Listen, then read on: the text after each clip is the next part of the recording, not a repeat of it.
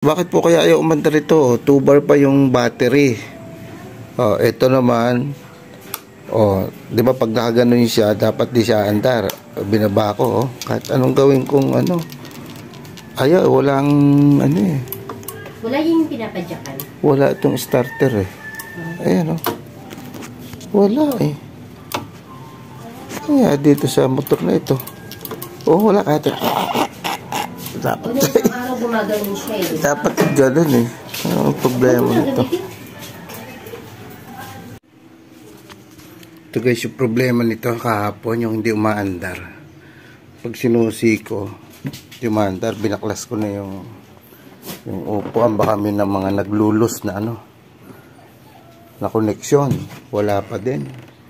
So guys, tapos ang ginawa ko, hindi ko kasi na-videohan. Itong switch dito, ito. Ginamitan ko siya ng binuksan ko. Tapos inisprayan ko siya nito.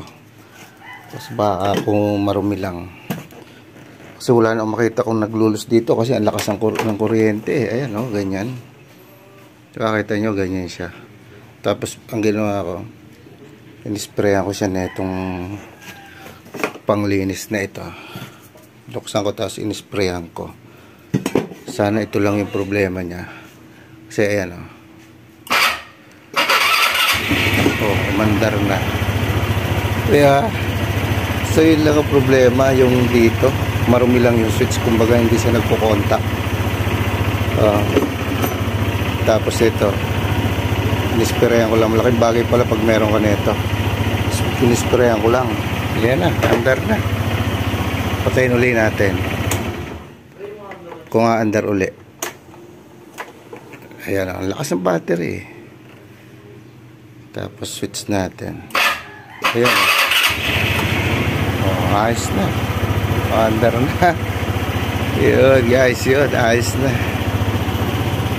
Yung bala ko pa sana dalhin sa kahapon, sa Motorstar. Kasi nagamit ko pa lang dito guys, 1,419.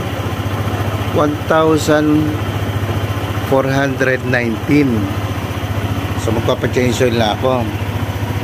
So kahapon niya hindi siya umaandar. Tatao bakit gano'n, wala kahit redondo. So pumunta ako sa Motorstar. Sabi niya pupuntahan daw nila.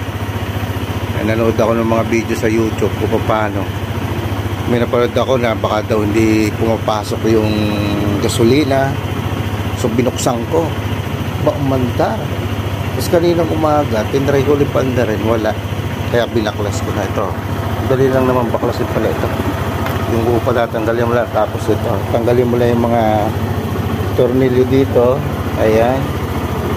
Yung mga tornilyo dyan, 4 na yan. Makikita mo na yung loob. So, tingnan ko na yung mga connection. Ayos naman, intact naman. Ito lang pala problema.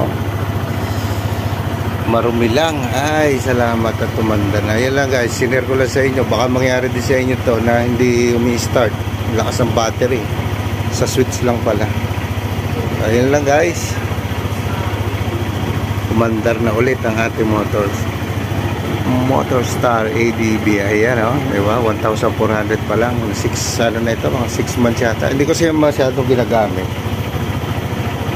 kasi nga mabigat siya, pero masarap gamitin ito guys. Pag dito lang kasi ginagamit ko lang itong aking Mio. Ayan.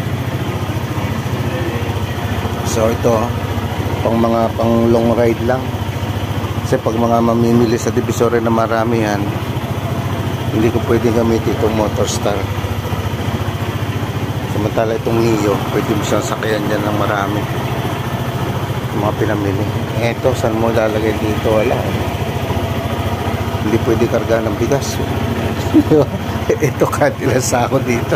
Dalawa dito sa likod. Natigka 25, bali 2 kabang kasya. Ayan guys, isa pa. Try ulit natin kung talagang ayos na. Ayun. Ayos.